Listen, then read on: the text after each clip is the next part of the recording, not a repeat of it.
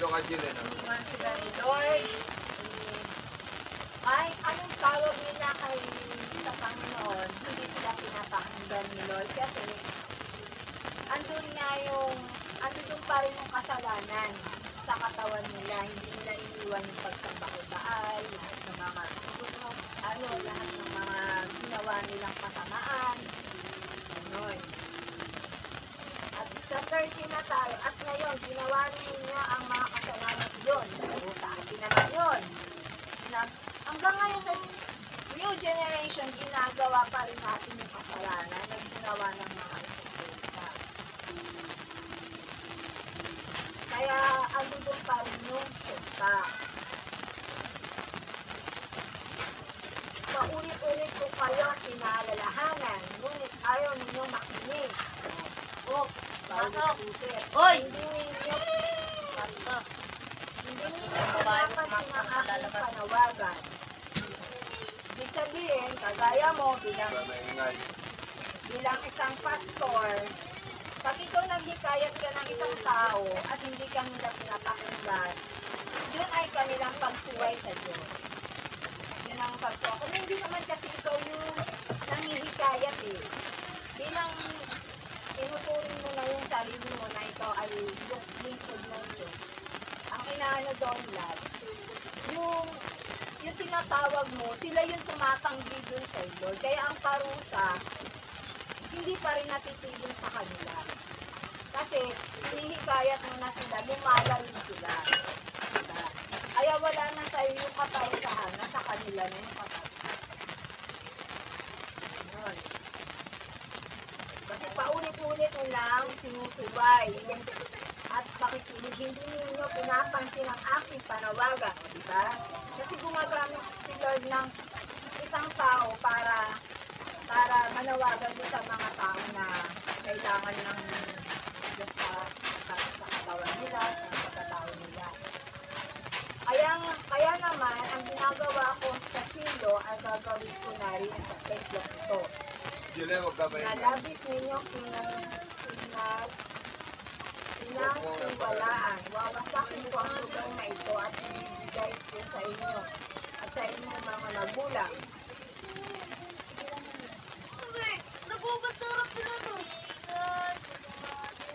Gaya ng ginagawa ko sa Shiloh. Palalayain ko kayo sa harap ko tulad ng ginawa ko sa inyo mga kapatid sa angkan ni Israel. Ayan na. Galing lang yun. Ikaw, ano yung dadagdag mo? Ibig sabihin, dahil si Jeremias ay siya yung alagad ng Diyos, nangaral siya sa Diyos. Gaya ko, gaya ng mga naunang mga pastor, nag-aaral sila sa mga tao. Kaya yung iba, kapag tinatawag sila, sasabihin nila na mamaya na lang pupunta ako, pero hindi sila pupunta. Ang tinatanggihan nila ang Panginoong Diyos na tumatawag sa Kanya. Kapagkat ang Diyos na makapangyarihan, bagaman hindi natin siya nakikita, ay nakikita tayo, naririnig tayo sa lahat ng ating mga sinasabi, nakikita tayo sa lahat ng ating mga nakikita. Kaya, para pag tinatawag natin sila, ay sila ay nagbibigay wala silang narinig. Kaya napakaganda ang mensahe dito na kaya nga tinutusan dito si Jeremias, kasi tinutusan dito si Jeremias si Yahweh na sinasabi na makinig kayo mga taga-Boda, taga-tipon-tipon dito upang sumamba kay Yahweh. Ang Diyos na ang Diyos na tinutukoy dito, ang ating amang Yahweh na naging sa buhay na makapangyarihan sa lahat. Nag-utos kay Jeremias na ipunin niya ang mga tao upang makinig ng salita ng Diyos. Dahil pakinggan ninyo ang mensahe ni Yahweh na makapangyarihan sa lahat. Ang Diyos ng Israel, baguhin ninyo ang inyong mga pamumuhay. Kaya nga, ang nais ng Diyos, lahat ng mga pamumuhay na maling pamamaraan, ay nais niya na ayusin ang pamumuhay ng bawat isa, sapagkat yan ang nararapat na ipinaalala sa atin ng Amang nasa langit na ayusin, hindi lang pag-araw ng linggo ay hindi binibigyan ng halaga ang kanyang mga salita. Mamaya. Dito naman sa sinabi.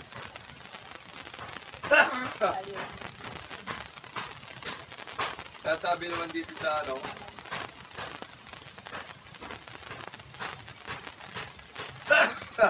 sabi dito na huwag ninyong dayain ang inyong sarili ng paulit-ulit. Nagsasabi, ito ang templo ni Yahweh.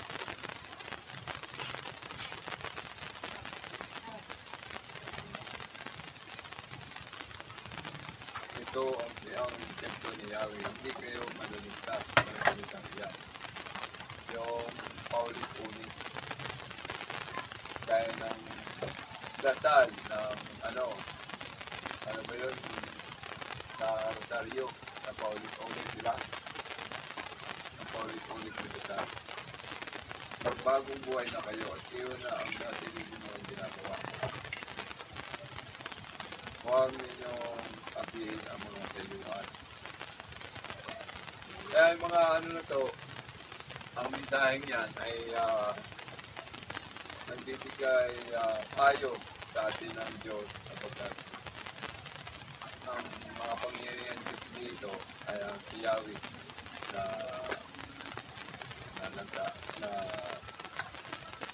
Diyos na makapangyarihan sa lahat.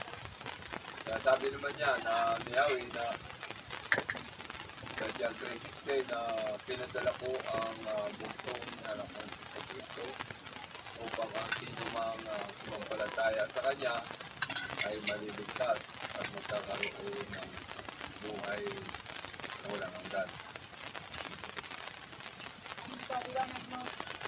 Ang paliwanag dito, yung ayaw niya sabi ng Panginoon na wag daw yung paulit-ulit na ito ang templo ng Diyos, ito ang templo ni Yahweh. Kasi hindi makakatulong doon sinusunod. Ayaw niya ng paulit-ulit. Kasi alam naman niya yung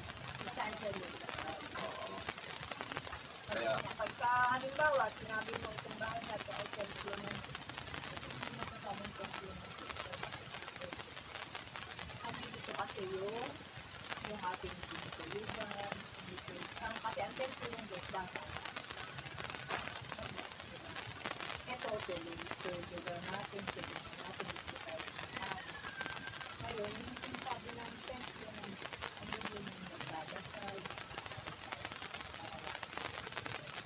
Kaya, yung sinasabi mo na, dadayuhin ng tao yun, kasi gawa na, yun na ay data. Eto, hindi naman ito dadayuhin. Dadayuhin ito ng mga bata, dadayuhin ito ng mga kapitbahay, ng mga kaibigan natin. Bilang tao tayo. Diba? Hindi naman tayo ang dasalan nila. Kaya, iba yung sinasabi ng templo ng tahanan at templo ng good. Kayo, pag nag-aagalit na isa pa rin yung sa makasalanan niya, wala sa self-control. Kabusong-busong ng damdamin pa, biglang nagagalit, biglang tumataas ang boses, biglang honest spirit yung dumarating sa buhay sa bungangan, lumalabas sa bungangan niya. Alam yun. So, diba? Ako, ang person out.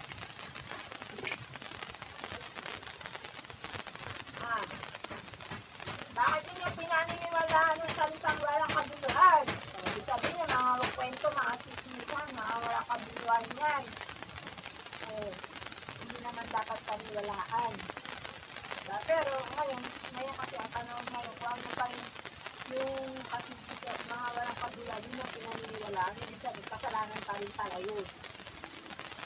Dahil yung mga gumagawa ng mga kwento, yung mga chismis na wala ano, pag nakaano, kasalanan pa rin yun. Kaya wala sa oras na nagbibiro ka ng mga salita na hindi mo naman tinutupad, walang kabuluhan yun, kasalanan pa rin yun. Yun na rin, ikaw nakipag-usap ka, nakipag-eyeball ka sa iba. Nagbigay ka ng oras. Pagkita ka dun sa gagawan mo ng ano, ng mga ganun. Sabihin, wala pala ko ito itong kausap eh. Diba? Sabihin, ikaw na yung nababaliwala dun. Oo, diba? Ay, di ba, ang ganyan sinasabi ko. Kapatid ng cellphone. Ano sunod? Sabi niya, Ano number? kayong magnanakaw, pumapatay, nangangalunya, nanunumpa, sabi katotohanan, hain kay Baal ay sinasamba sa mga Diyos ang hindi nila nakikilala. Ibig sabihin, sinasabing Diyos ang perfect ng tao, yung gawa ng tao yun. Hindi naman sinasabi na, hindi naman talaga totally nakita yung pagmumukha ni Kristo. Inupit lang gawa na dun sa imahe na ginawa ng Diyos sa kanila. Diba? Yun, isa rin yun. Hindi makakatulong yung Kaya nga, hindi nga nakakatulong yun. Ibig sabihin, pag sinamba nila yun, hindi kasi nila pwedeng sambahin yung kahon lang. Ganito. Kaya nagatong ang mga kaputol mo. Ang kailangan niya sinasamba, iba kasi yung spiritual talaga, yung galing talaga sa puso mo. Or sa din sa kahoy na sinasamba mo kagaya ng Diyos ang Diyos sa likod. Ibaon mo na yan para nang sa ganun sumagana ang buhay at bibigay sa'yo ng mahabang kaminiwa sa kalupaan. Diba? Yung sasabi ka nga, dinukot ko na yung isang mata eh. Kala ko Jolen. Dinukot, diba? Bulag na yung isang mata niya. Dinukot ko pa rin yung isang mata. Oo. Ako si Jolen eh. Ayan. Kaya yung ano, Ano kaya ba? nga nabanggit nga dito, tahanan. Ito, sabi dito sa ano, sa Egypt. Ginawa ninyo akong pinamumulian. At pagkatapos, haharap kayo sa akin. So, pinamumulian siya. Patapos, haharap kayo sa akin. Sa aking templo. Ngayon, at sabihin ninyo, ligtas kami rito. Bakit? Bakit tanong? Ang tahanang pag ito'y mukhang lungga ng magnanakaw. Kaya nga, kung ang isang bahay, kaya templo, ay maraming magnanakaw, hindi talaga magiging ligtas ito. Ang daming mga magnanakaw. Maraming mga magnanakaw kasi maaaring may mga galakan yun, mga patalim, na kung saan nais nila makapagnakaw, makapagsamantala, binta nila yung mga ano, kung para makaraos sila. At yung mga gawain kasi ng mga magnanakaw, yun ang ugali ng mga demonyo yun. Kaya sila nakagawa sila ng masama. Kaya ang sinasabi ng Panginoon, nakikita ko ang ginagawa ninyo. Kahit sasabihin, hindi natin nakikita si Yahweh. Dahil hindi natin nakikita si Yahweh, Wait lang. ay Wait lang. nakikita tayo. Wait lang. Ang pagnanakaw, hindi naman pagkuha lang ng isang gamit. Ang pagnanakaw na sinasabi kagaya ng pagiging sugarol, isa rin yan sa pagnanakaw. Kasi ando doon yung pandaraya, ando doon din yung nakakapatay ka kagaya ng sabungan. Marami pwedeng ihalimbawa sa ano, kaya nga sabi, huwag kayong magnanakaw, huwag kayong papatay. Diba? Kasi nga, ando doon na nga doon sa sugarol na yun, nagnanakaw ka na nga ng kayamanan ng kapwa mo, pinapatay mo pa dahil kung mo nga inandaraya, pero hindi mo alam, ikaw na mismo, nandaraya ka na rin. Kaya pinapatay mo ngayon yung tao. Kaya ngayon, hindi lang yung pag nakukuha ka lang ng isang gamit. Hindi. Maraming klase ang pagnanakaw, hindi na yung pumapatay mo ng tao. Oh, yun ang tamang ano. Oh, di ba? Maraming nagagawa yung salitang magnanakaw. Hindi lang pagkuha ng isang gamit. Kaya nga, sinasabi ng Panginoon, Pandaraya. bakit yung kanyang Magnakaw ka nga lang ng asawa mo eh. Pangangalunya na yun eh. O, di ba? O. Marami ibig sabihin mo. Kaya lang, inisang salita na lang siya. O, inisang verbal na lang siya. Di ba? Kaya nga sinasabi ng Yahweh na ligtas na talaga tayo dahil nandito tayo sa templo. Kasi wala namang handon, wala namang magnanakaw. Kaya nga ba sinasabi niya, bakit ang tahanang bang ito ay lungga ng mga magnanakaw? Diba? Sabi ng Panginoon, lungga ng mga magnanakaw. Eh hindi naman lungga ng mga magnanakaw ang kanyang templo. Kasi nga, doon nga kasi, doon nga, nagsiresamba nga kasi sila doon sa templo ni Yahweh. Pero yung mga kasalanan na ginagawa nila, hindi pa kasi nila na isosurrender. Kaya ngayon, binansagan silang ganong salita. Ngayon, saka na kayo humarap sa templo ni Yahweh kapag malinis na kayo, pure heart na kayo. O, di ba? Ganun lang yun. Sabi niya, nakikita ko ang ginagawa ninyo. O, di ba? Kahit na tayo, hindi natin siya nakikita. O, clear. Hangin nga, hindi natin nakikita. Pero tayo ay nakikita sa pamamagitan ng liwanag. Kasi ang liwanag, yan ang espiritu at katotohanan. Sabi niya, akong si Yahweh ang nagsasabi nito. O, siya mismo ang nagsasabi nito. Sa Biblia, ako si Yahweh mismo nagsasabi nito na pawang katotohanan. Kaya yung pagkabinasa natin ng Biblia, papausap na natin, Diyos, ako si Yahweh ang nagsasabi nito. Diba? Sabi niyo, pumunta kayo sa cielo, ang lugar na una kong pinili upang ako'y tambahin ninyo. Sa cielo, sa cielo. Layo nung lang. Saudi pa yun. Oo. Malayo yun, Lord. Dito na lang kami sa silo na binigay mo sa amin.